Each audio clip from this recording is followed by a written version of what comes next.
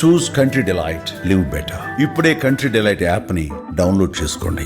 First ఏం చెప్తావు? నాన్నగారు for the first time camera ముందుకు వచ్చారు ఈరోజు.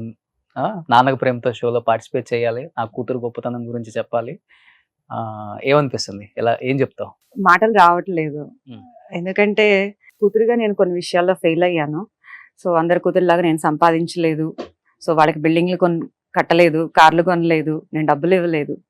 కానీ మా నాన్నకంటూ ఆయన కోల్పోయిన పేరు ఏదైతే ఉందో దానికి 10 ఇచ్చానని మాత్రం గర్వపడతాను నేను. ఓకే.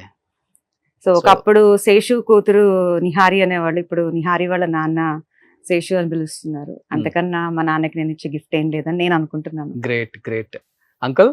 సో ఇప్పుడు నిహారి కూతురు శేషు గారు అనిపించుకుంటున్నారా ఎక్కడికి వెళ్ళినా? సో చాలా హ్యాపీగా ఉంది. చాలా చాలా అన్స్టాపబుల్ లో బాగా ఎమోషనల్ అయిపోయారు అంకుల్. తప్పదు కదా. చూసిన చాలా మందికి కూడా కంట్రోల్ చేసుకోలేకపోయారు.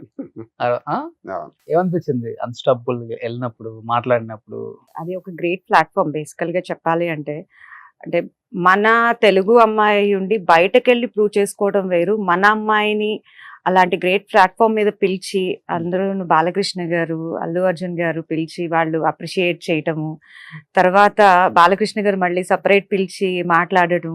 నేను క్యాబ్ కోసం వెయిట్ చేస్తున్నాను, బయట వెయిట్ చేస్తుంటే పాపం బాలకృష్ణ గారు వెళ్లే వాళ్ళు ఆగి ఏ పాప బాయ్ అని చెప్పి ఆయనకున్న సాఫ్ట్ నేచర్ ఏదైతే ఉందో అది రియలీ అన్స్టాపబుల్.